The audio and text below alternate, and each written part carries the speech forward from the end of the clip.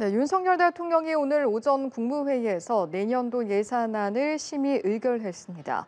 윤 대통령은 강도 높은 긴축재정 기조를 바탕으로 약자 복지와 국방, 치안 등에 과감한 투자를 약속했는데요.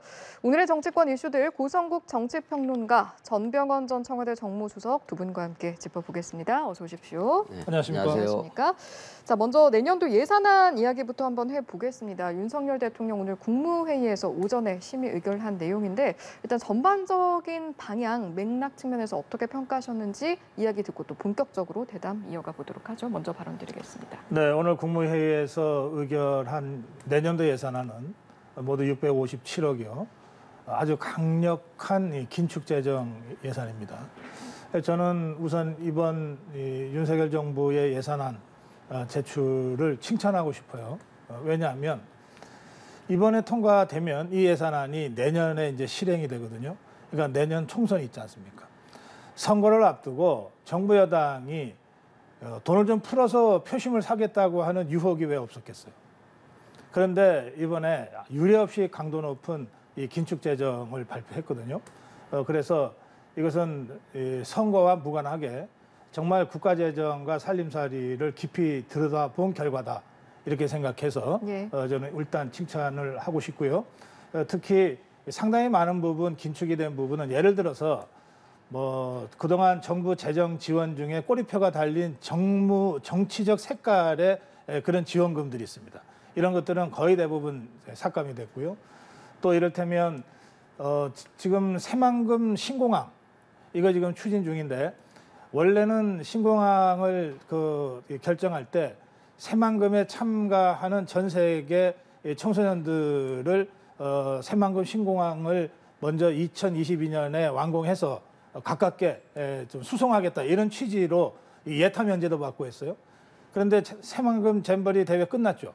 아직 삽질도 못하고 있습니다. 이런 상태에서 이미 확보된 8천억 가까운 예산을 쓰겠다는 거거든요. 그럼 이런 예산을 줄여야 정말로 꼭 필요한 R&D 투자라든지 정말로 어려운 서민들한테 맞춤형 복지 예산으로 돌아갈 수 있지 않겠습니까? 그런 점에서 이번 오늘 국무회의를 통과한 아주 강도 높은 긴축 예산이라고 하는 것은 정부 입장에서는 참 어려운 결정이지만 아주 잘한 결정이다. 저는 그렇게 평가합니다. 예, 이번에 심의 의결된 예산안 긴축 재정을 이제 골자로 하는데 그 부분을 긍정적으로 봐야 한다, 좀 칭찬한다라는 측면에서 말씀을 해주셨는데 마찬가지 질문 드리죠. 예, 기본적으로 뭐 정부가 예산을 짜는데 재정 건전성을 유지하는 것은 기본 중에 기본이고요. 그런 점에 있어서 재정 건전성을 유지하려고 많은 노력을 했다라고 얘기를 하고 자신 있게 그 부분에 대해서 국민들한테 보고한 것은 뭐 이렇게 평가할 만하다고 생각합니다. 다만 그 R&D 예산이 16% 이상 삭감이 된 것으로 알려져 있는데 R&D 예산이라고 하는 것은 당장에는 효과가 없을지는 모르겠지만 이게 미래 세대 그리고 대한민국 미래 발전을 위해서 매우 중요한 그런 예산인데 그런 것들이 긴축이라는 명목으로 너무 지나치게 삭감된 것이 아닌가라는 그런 우려와 걱정을 하지 않을 수가 없고요. 그리고 뭐 말끝마다 이권 카르텔 하는데 이번에도 여전히 이제 이 예산 편성에서도 이권 카르텔 예산을 과감하게 삭감했다 이렇게 이제 얘기를 하시더라고요. 근데 이권 카르텔 예산이라고 한다면 삭감할 것이 아니라 완전히 삭제해버리는 것이 맞다고 생각하고요. 그 예산 편성하는 데 있어서 그렇게 약간 정치적인 색깔을 보면서 이렇게 판단을 하는 것은 예산 편성의 중립성이라든지 예산 편성의 객관성 그리고 합리성을 저해할 수 있는 우려가 있는데 그런 것들이 얼마나 사상됐는지 해소됐는지 그런 것들을 좀 디테일하게 한번 살펴볼 필요가 있지 않을까 이렇게 생각이 됩니다. 우리 전병헌 수석께서 긴축 재정의 노력은 평가할 만하다 이렇게 말씀하셨는데 사실 이게 쉽게 할 수 있는 얘기는 아니에요. 왜냐하면 문재인 정부 때 보면 팬데믹 때문에 전 세계가 확장 재정 정책을 쓴 건 사실이지만 거기에 더해서 여러 가지 선거를 염두에 둔 이 뿌리기식의 포퓰리즘 정책이 없었다고 할 수 없고요. 또 이 부분에 대한 문제가 제기되자 당시 집권당이었던 더불어민주당 안에서는 곳간에 쌀 쌓아두면은 썩기밖에 더하냐, 자꾸 써야 된다 이런 얘기까지 하면서 그 확장 정책으로 몰아갔거든요. 이제 그 결과 지금 이 천전 없는 이 빚을 지게 된 것이고요. 이게 정권은 바뀌지만 그러나 정부는 계속되는 것 아닙니까?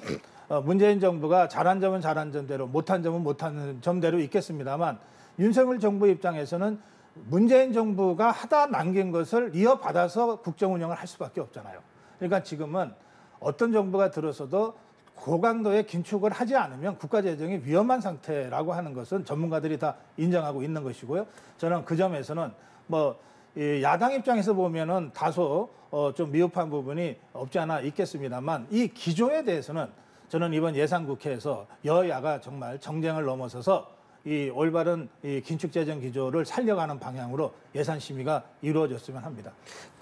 지금 이제 정부나 여당에서 이제 이야기를 하면은 말 끝마다 전임 정부의 탓을 하거나 전임 정부에 대한 이제 평가를 디스하는 것이 관례화처럼 돼 있는데 우리 지금 고 박사님도 약간 비슷한 말씀을 하셨지만 지금 고 박사님 그 논리 중에서도 팬데믹이라는 불가피한 사정이 있었다라는 말씀을 했듯이 문재인 정부 내내 3년 이상을 팬데믹이라는 특수한 상황에서 중소자영업자 그리고 일반적인 그런 이 노동자들이 엄청난 그런 위기와 경제적인 고통 속에서 시달린 상황이었기 때문에 재정 확장 정책을 필 수밖에 없었고 대부분의 선진 국가에서 재정 투자를 통해서 팬데믹 위기와 고통을 극복하는데 매우 유효하게 적절하게 사용을 한 것이거든요.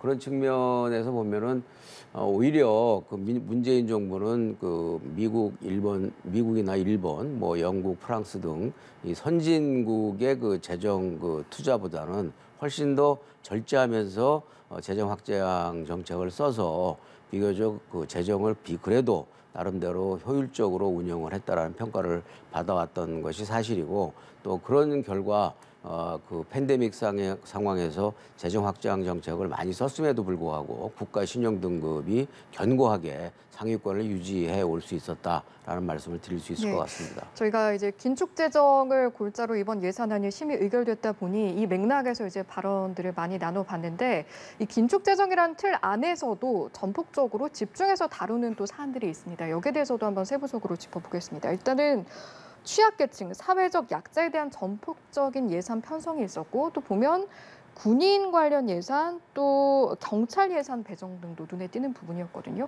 이런 부분들은 좀 어떻게 보셨는지요? 예, 우리가 유한한 예산을 가지고 이 국가 경영을 해야 되기 때문에 선택과 집중을 안 할 수가 없어요. 예. 그리고 정권의 성격이 다르잖아요. 문재인 정부의 성격과 지금 윤석열 정부의 성격이 다르거든요. 지금 윤석열 정부는 기본적으로 자유주의 정권입니다. 그러니까 민간의 역할을 최대한 강화하고 정부는 민간의 역할이 하지 못하는 부분에 있어서 보조적인 역할을 하는 식으로 정부 재정을 짜고 있는 거예요. 이거는 아마 문재인 정부하고 많이 다른 걸 겁니다. 그래서 지금 말씀하신 대로 사회적 약자와 관련해서는 지난 문재인 정부는 또 이재명 대표는 일괄해서 헬리콥터에서 돈 뿌리듯이 뿌리자고 하는 기본 정책, 기본소득안을 계속 주장해 왔고 지금도 하고 있잖아요. 그런데 윤석열 대통령과 윤석열 정부는 대선 때부터 지금까지 꼭 필요한 사회적 약자들에게 확실하게 맞춤형으로 복지를 하겠다 이거거든요. 그러니까 그리고 국민들이 대선에서 윤석열 후보를 선택했다는 것은 윤석열 후보가 주창했던 이런 선별적 맞춤형 복지를 선택했다고 해석해도 괜찮은 겁니다. 그래서 이번 예산안에서도 불효불급한 예산은 최대한 긴축하지만 사회적 약자에 대한 맞춤형 선별 복지는 대폭 강화하겠다는 겁니다. 그리고 지금 이 군의 사기가 지난 정권 거치면서 많이 떨어졌고 또 느슨해진 것이 사실인데 이 문제와 관련해서 대선 후보들이 지난 대선 때 병들의 사병들의 월급을 인상하겠다는 공약을 했어요. 그러다 보니까 사병인 월급 인상 공약은 공약이니까 지켜나갈 건데 결과적으로 부사관들, 이제 하사, 중사, 상사, 이 군의 정말 기관이 되는 부사관들이나 초급 장교들이 상대적으로 좀 박탈감을 느끼는 측면들이 그동안 문제 제기되어 왔거든요. 그러니까 이 부분에 대한 이 예산을 대폭 좀 확보해서 부사관들이나 초급 장교들에게도 그러한 박탈감이 느껴지지 않도록 조치를 취해서 군 자체를 강군으로 만들겠다. 이게 이번 예산에 굉장히 중요하게 반영이 되어 있거든요. 그러니까 저는 앞으로 국회에서 예산안 심의를 할 때 뭐 개별 사안에 대해서 삭감 논란을 할 수는 있지만 윤석열 정부가 지금 국가 경영을 맡고 있는 시점에서 윤석열 정부와 윤석열 대통령의 국정 운영의 기조와 방향이 이러하므로 이 큰 방향에 대해서는 일단 동의하면서 디테일하게 세부 검증으로 들어가는 이런 식의 예산안 심의가 좀 이루어졌으면 좋겠다. 예. 그런 좀 희망의 말씀을 좀 드리고 예. 싶어요. 세부적인 집중도 어떻게 보셨는지 궁금하고 또 보면 현장 경찰에게 저위험 권총 보급하겠다 뭐 이런 이야기도 나왔거든요. 예, 저는 기본적으로 취약계층에게 그 지원을 확대하는 것에 대해서 뭐 저는 적극적으로 개인적으로 동의를 하고요. 그리고 또 저는 뭐 지난 2017년 대선 준비하는 과정에서도 사병 월급 100만 원을 주장을 해서 문재인 정부 내에서 기간 동안에 사병 월급 100만 원을 실현하는데 기초 디자인을 했던 당사자이기 때문에 군인들에 대한 사병과 부사관들 그리고 또 직업 군인들까지 포함해서 이 군에서 나라와 이 나라를 지키기 위해서 봉사하는 그런 군인들에 대해서 일정하게 이 지원을 해주고 생활 보장을 해주는 그런 것은 뭐 반대할 이유가 없다고 생각을 합니다. 네. 그리고 기본적으로 뭐 취약계층에 있어서도 기초생활보장제도라든지 또 기초노령연금이라든지 이런 것들이 김대중 정부부터 시작해서 노무현 정부 때 비교적 대부분이 다 완성이 됐고 다만 이제 그 액수의 문제가 이제 이렇게 계속 논쟁이 되면서 조금씩 이제 증가해 왔는데 이번엔 뭐 그런 취약계층에 대한 혜택이나 지원도 좀 늘린다고 하니까 그런 점들도 뭐 야당이 굳이 반대할 이유는 없을 거다 이렇게 생각을 합니다. 이제 다만 지금 말씀하신 것처럼 경찰에게 총기를 이렇게 지급하는 예산을 이제 편성을 했다고 하는데 경찰이 가지고 있는 그동안의 이 소위 호신용 내지는 제압용 그런 이 도구들이 있는데 그런 것들을 좀 유용하게 사용하는 것이 훨씬 더 효과적이지 않을까. 지금 물론 묻지마 폭력살인이라는 것들이 길거리에서 지금 자주 빈번하게 이루어지고 있기 때문에 예. 경찰력의 강화가 필요하긴 한데 근데 그럼에도 불구하고 그런 총기 사용을 통해서 그런 것들이 제압될 수 있겠는가? 기존에 있는 경찰봉이라든지 뭐 전기총이라든지 이런 등등으로 해서 충분히 효과적으로 활용하는 그런 지혜와 방안을 강구하는 게 좀 낫지 않을까 이런 생각이 드네요. 뛰는 경찰의 나는 도둑이라는 말이 있잖아요. 흉악범들은 수단과 방법을 가리지 않거든요. 그리고 특히 최근 들어서 무차별 다중을 상대로 한 흉폭한 범죄들이 계속 일어나고 있습니다. 그런데 경찰은 그 사건이 발생할 것을 예정하고 예감하고 거기에 가 있을 수는 없잖아요. 아무리 경찰의 경비 인력을 늘린다 하더라도요. 그래서 윤석열 대통령이 경찰을 치안 중심으로 좀 역량 배치를 다시 하자 이렇게까지 지금 방향을 제시하고 있잖아요. 그런데 실제로 순찰을 강화하고 그런 이 위험이 많은 곳에 경찰력이 배치되더라도 막상 흉기를 휘두르면서 달려드는 이 범인들을 순식간에 제압하기는 특수무술을 배운 특수 경찰들이 있지만 또는 스와트 같은 부대는 있지만 일반 경찰들한테 그런 것까지 우리가 다 기대하는 것은 이게 쉽지 않은 거거든요.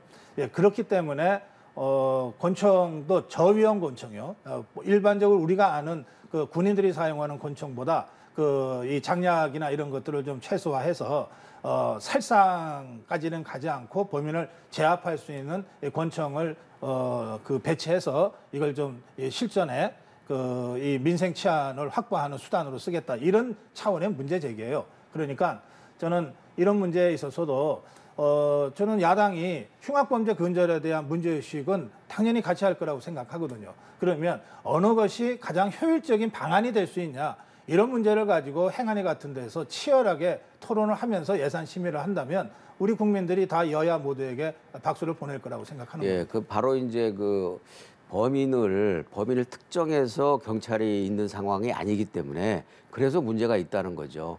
그 범인이 특정해서 그 경찰이 있다고 한다면 저희용 권총을 사용하고 저희용 권총을 소지하고 있는 게 맞는데 범인이 어디에서 그 출몰할지 또 어떤 장소에서 이러한 그 사건이나 사고가 날지 모르는 상황에서는 이 저희용 권총을 갖고 있는다 하더라도 그것이 그렇게 그 범죄자를 제압하는데 새롭게 유용한 도구가 되기보다는 지난번에도 보면은 그 어떤 그 일반 학생을 갖다가 범인으로 오해를 해가지고서 강제 진압하는 과정에서 일부 부상이 발생하고 그랬지 않습니까? 그런 과정에서 이게 경찰들이 그 저희용 권총이라도 가지고 있다고 한다면 작은 그 부상으로 끝날 일들을 큰 부상으로 더 크게 만들 수 있는 그런 그 우려가 있기 때문에 그런 것들을 최소화하기 위해서라도 지금 현재 경찰에서 사용하고 있는 뭐 전기 그 총이라든지 또 그 경찰복이라든지 여러 가지 그 범인 제압 수단이 있기 때문에 그런 것들을 효과적으로 활용하고 그런 것들을 그 상시적으로 그 활용할 수 있도록 훈련을 시켜 놓는 것이 훨씬 더 그 범죄 예방이나 제압에 효과적이지 않을까 이런 생각을 하는 것이죠. 네, 이렇게 예산안 관련 내용 짚어봤고요.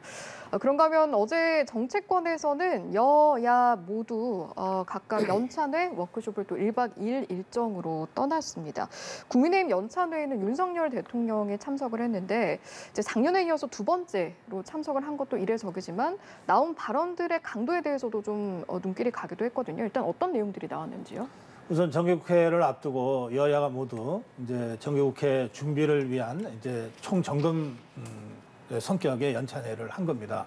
그런데 국민의힘은 여당이기 때문에 윤석열 대통령의 국정운영 철학과 어쨌든 이 예산안 방향과 이런 것들을 다 공유하면서 가야만 되거든요. 그래서 국민의힘 연찬회에 대통령이 직접 참석했다고 저는 생각합니다. 예. 이제 이 자리에서 윤석열 대통령의 발언이 지금 우리 앵커께서 말씀하신 대로 상당히 강도 높은 발언들이 나왔다고 보도가 됐는데 저는 저 강도 높은 발언이 윤석열 대통령이 대통령 한 1년 해보고 나서 느낀 소회를 이제 같은 식구들끼리 있는 자리잖아요. 이게 뭐 여당 야당 함께 있는 그런 어떤 공식 의전 자리가 아니기 때문에 좀 솔직하게 토로했다고 생각합니다.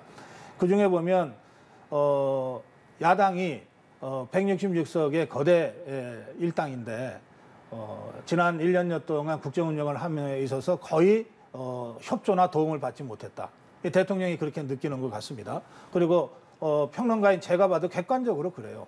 대통령이나 정부가 제출한 법률안 중에 이를테면 이게 타이밍 그 시한에 맞춰서 통과시켜준 법률안이 거의 없다시피 하거든요. 심지어 정부 조직 개편은 정부가 바뀌면 대통령의 국정 운영이 반영되는 조직 개편이기 때문에 마음에 다소 안 들어도 야당이 다 그걸 동의를 해줬는데 지금 우주항공청 같은 경우에는 아직도 통과를 안 시키고 있어요. 윤석열 정부 출범한 지 1년 반이 됐는데 그거 하나 통과시키지 않고 있어요. 실제로는 우주항공청에 대해서 더불어민주당이 반대가 아니에요. 찬성하면서도 통과 안 시키고 있는 겁니다. 이거는 정치적인 몽리라고밖에 해석할 수 없는 거고요.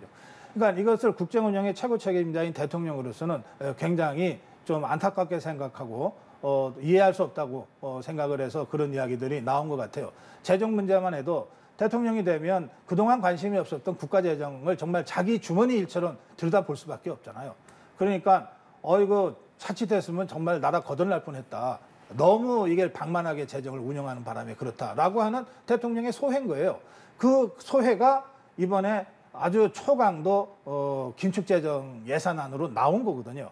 그러면 대통령의 그런 문제의식을 깊이 살펴서 저는 국회에서 제대로 예산안 심의를 해주면 된다. 그렇게 생각합니다. 제가 어제 연찬회에서 특히 주목한 대통령의 발언은 이념 부분인데요. 이런 얘기를 했습니다. 실용하는데 그것도 철학 방향과 방향이 제시되고 실용이지 무작정 방향도 없는 실용은 실용이 아니지 않냐 이런 취지의 발언도 했고 또 오른쪽 날개 왼쪽 날개 얘기도 했습니다. 예. 다들 이 새가 하늘을 잘 날려면 오른쪽 날개도 있어야 되고 왼쪽 날개도 있어야 된다 그러면서 좌우의 균형, 여야의 균형을 얘기하는데 만약에 오른쪽 날개가 앞으로 나가려고 그러는데 왼쪽 날개가 뒤로 가려고 그러면 이건 균형을 잡히는 게 아니라 떨어지지 않냐. 적어도 방향은 같아야 된다. 그래야 함께 할 수 있다.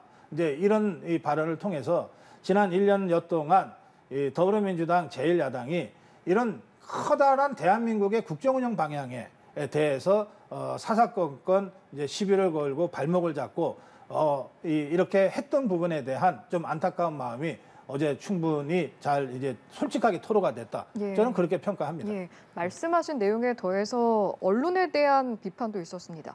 언론들도 야당 지지 세력들이 잡고 있어 24시간 정부 욕만 한다. 이런 전반적인 내용들을 어떻게 들으셨는지 여쭤보겠습니다.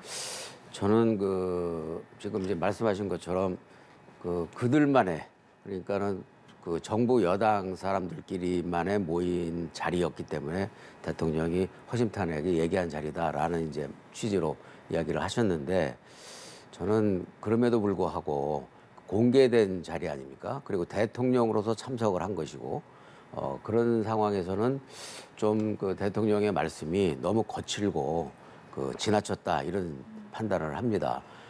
특히 이제 여야 정권 교체를 했고 또 새롭게 대통령이 된 분으로서 전임 대통령 내지는 전임 정부와 차별화하고 싶은 것은 너무나도 당연한 것이고 본인의 노고를 국민들한테 이야기하고 싶은 것도 너무나 당연한 것인데 그런 것이 이제까지 1년 반이 이제 지나도록 늘 입만 열면 전임 정권 탓을 하면서 이렇게 비교를 하는데 그 탓하는 것 자체도 상당히 좀 지나치게 왜곡과 약간의 비판이라기보다는 비난식으로 이야기를 하니까 이게 국민들도 약간 이제 식상해 있는데 이제는 이제 식상하다 못해 지겨워하지 않을까 이런 이제 생각이 들고요.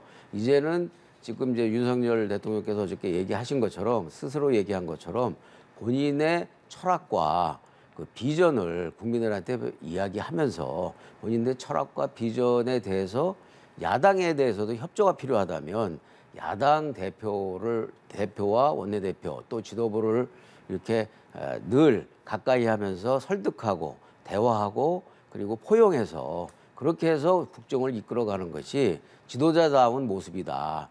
이런 식으로 이제까지 지금 집권한 이후에 단 한 번도 야당 대표와 대화를 해본 적이 없고 대화하는 것 자체가 거북하다라는 식으로 이제 차단을 해버리니까 야당과의 대화 자체가 지금 사실 절단이 돼 있는 상태 아닙니까? 이런 상태에서는 어떤 여야의 어떤 협조가 이루어지기가 참으로 힘든 상황이고 특히 여당은 사실 일부 평론가들 얘기로는 용산의 출장소 같다라는 식으로 해서 늘 용산만 바라보고 모든 것을 용산의 시그널에 따라서 움직이는 그런 여당인 것처럼 이렇게 지금 간주가 되고 있고 평가를 받고 있는 상황에서 대통령께서 좀 더 넓은 마음과 아량으로 야당도 포용하고 또 야당 대표와도 수시로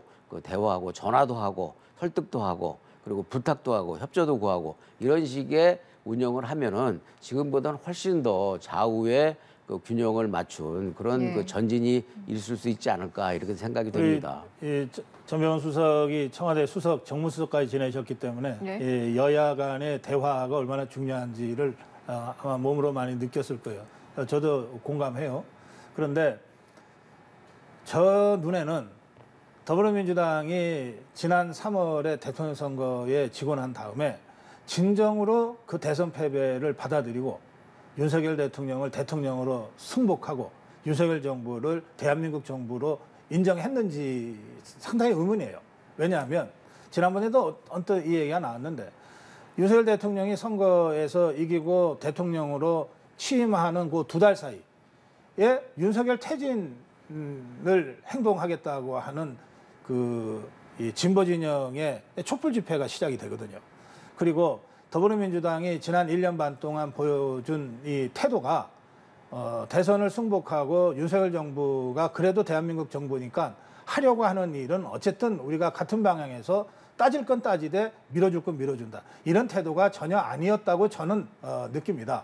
그러니까 아예 대선 결과도 불복하고 대통령을 대통령으로 인정하지 않고 있는 제1야당. 그런데 국회에서는 166석, 또 정의당과 합치면 170석 넘는 압도적 다수를 갖고 있는 이 야당과 아무리 대화하려고 해도 이게 대화가 되겠습니까? 어제 연찬회에서 1+1을 100이라고 주장하는 사람하고는 이게 대화할 수 없지 않냐.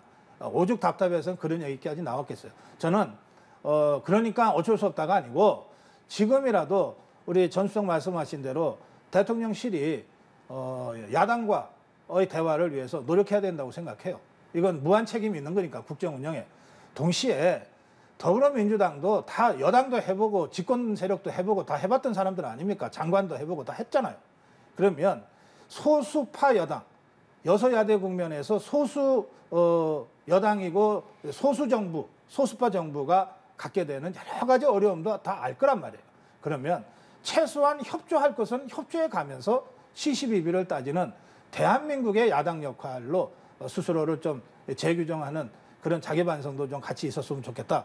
예, 그 말씀을 제가 좀 드리고 싶습니다. 근데 지금 사실을 이제 야당이 대선 승복을 안 했다라는 취지의 말씀하신 것에 대해서는 100% 동감하기가 곤란하고요.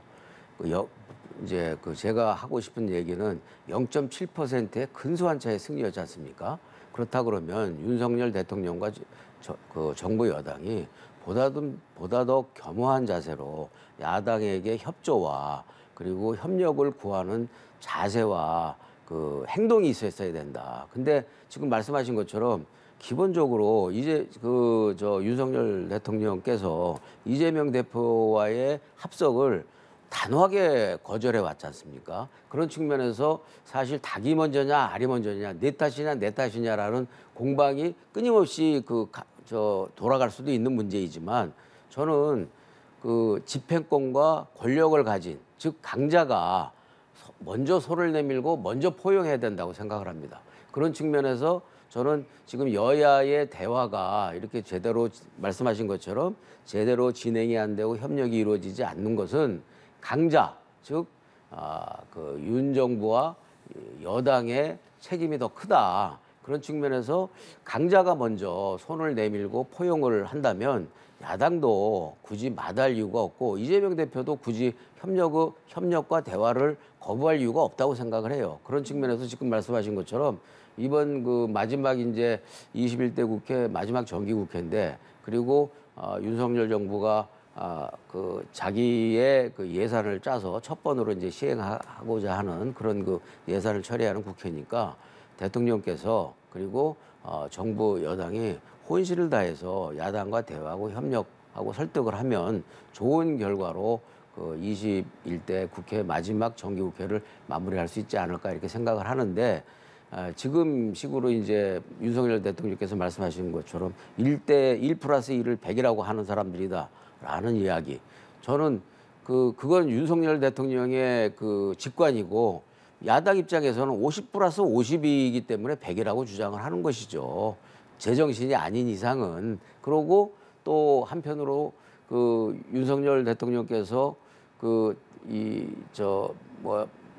24시간 언론이 정부를 공격한다 이렇게 하는데 물론 이제 집권을 하고 나면 특히 언론은 비판의 기능을 갖고 있는 제4부라고 하기 때문에 언론에 대해서 늘 서운할 수밖에 없어요. 근데 그런 것들도 좀 여유와 아량을 갖고 좀 이렇게 이 언론을 바라본다면 언론과의 관계도 많이 개선될 수 있을 텐데 이 야당이나 언론에서 비판하는 걸 고깝게만 생각하고 불편하게만 생각해서 그것을 강력하게 이 강도 높게 비판만 또 하고 비난만 한다면 결코 이 간극이 채워지기는 어려울 것이다. 그리고 그것이 일국의 그 대통령으로서 그 나라와 국민을 이끌어가는 지도자로서의 태도는 아닌 것 같다라는 말씀을 드리고 싶네요. 뭐 제가 우리 전수석하고 뭐 말꼬리 잡고 논쟁할 생각은 전혀 없어요. 이제 세 가지만 짧게 말씀드릴게요.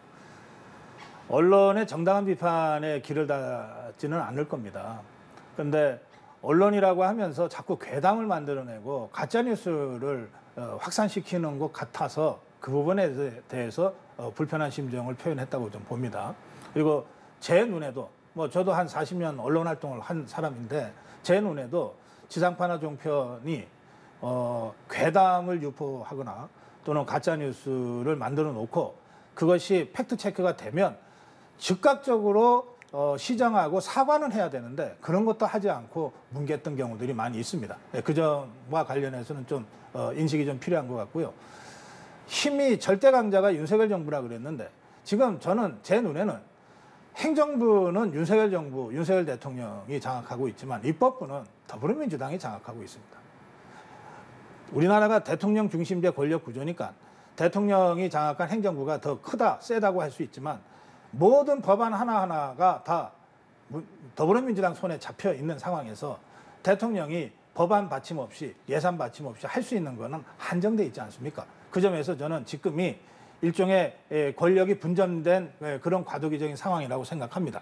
그러니까 입법부의 더불어민주당도 윤석열 대통령, 윤석열 정부 못지않게 큰 책임이 있고 그리고 지난 1년만 아니라 문재인 정부 2020년부터 이 압도적인 다수파로 집권당을 하다가 야당을 했기 때문에 그 부분에 대한 정치적 책임을 좀 크게 느껴야 된다. 좀 그렇게 생각합니다. 예. 그래서 제가 여기서 누가 잘났냐 잘못했냐 이렇게 얘기하는 게 아니고요. 국회라고 하는 게 일당만 있는 게 아니고 이당도 있고 여당도 있고 야당도 있고 다 있는 것 아닙니까? 윤석열 대통령이 취임하자마자 여야 대표들과 함께 만나자고 했어요. 그런데 당시에 더불어민주당의 이재명 대표가 1대1 회동을 주장하고 고집 부렸어요. 그 바람에 안 된 거거든요. 그럼 다른 정당들은 뭐 허수아비들입니까?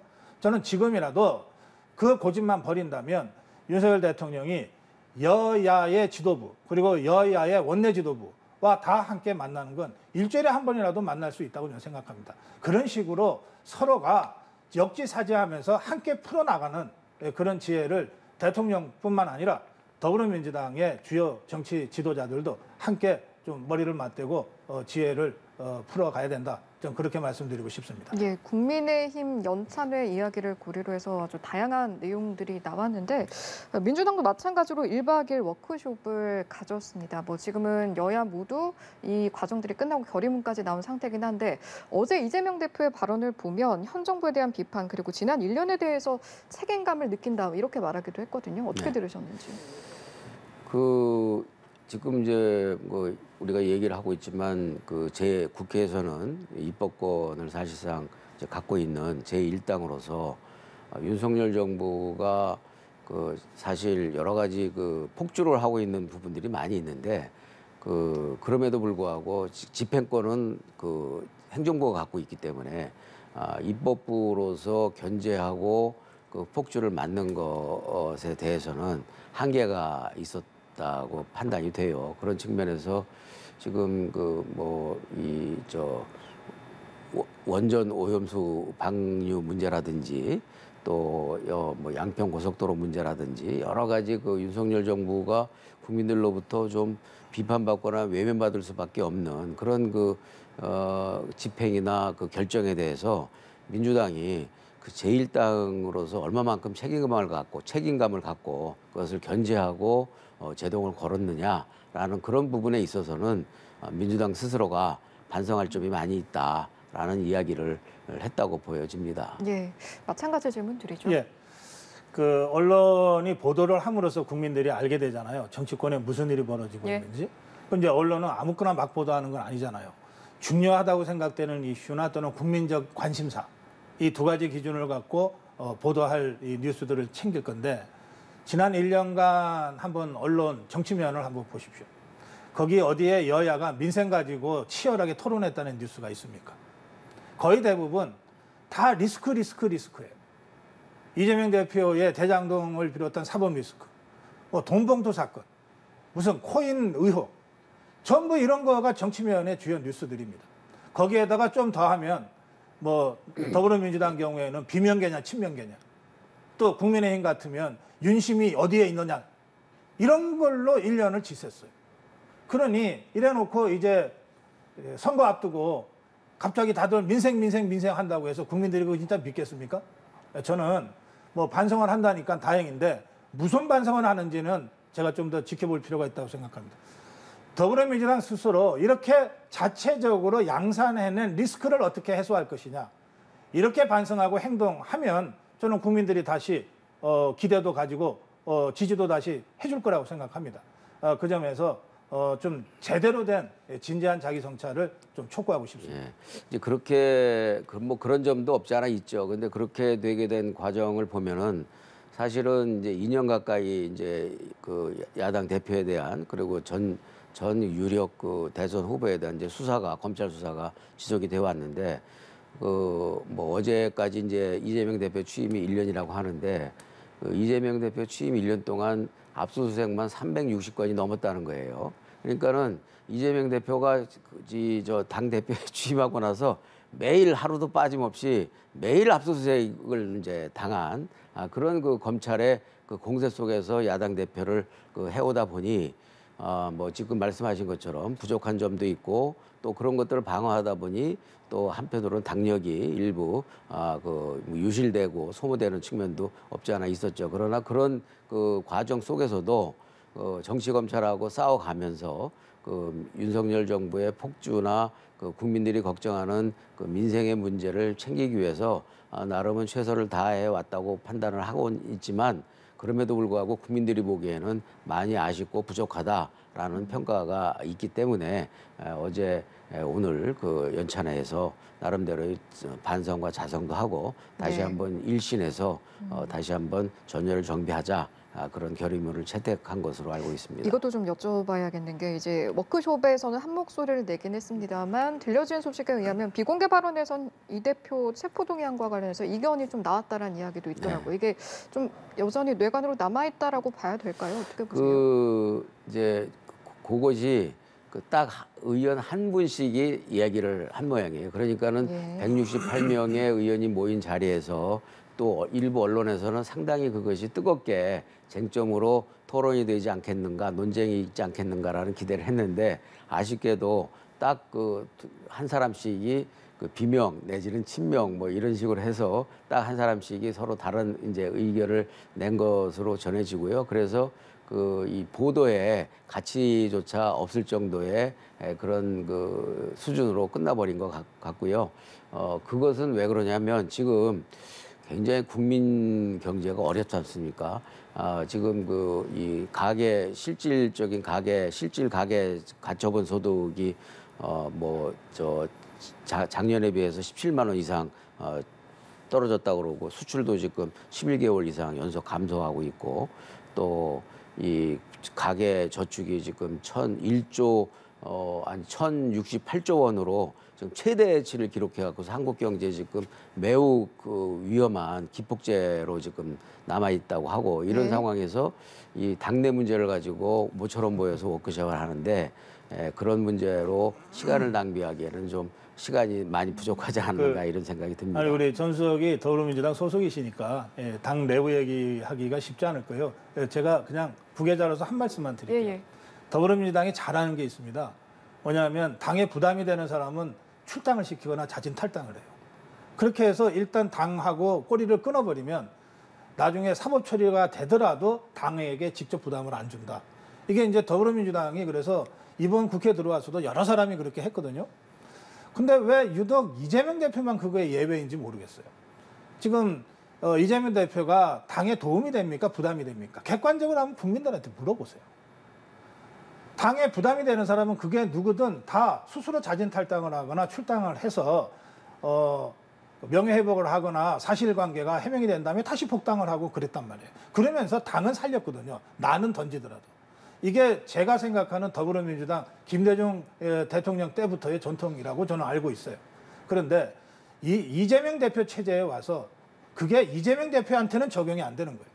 그러니까 이재명 대표를 반대하는 비명계 반면계 입장에서 이재명 대표에게 지속적으로 문제 제기를 안 할 방법이 없는 거죠. 그런데 이제 그렇게 되기까지는 기본적으로 그 윤석열 정부의 실정이나 이 과속이 폭주가 너무 이제 심하다 보니까 상대적으로 내부의 문제를 얘기하기보다는 단합이 우선이다라는 알겠습니다. 쪽으로 해서 단합적으로 예. 이 마무리가 된 것 같습니다. 예, 여기까지 듣고 마무리하겠습니다. 오늘 이 시간 전병헌 전 청와대 정무수석, 고성국 정치평론가 두 분과 함께했습니다. 고맙습니다. 고맙습니다.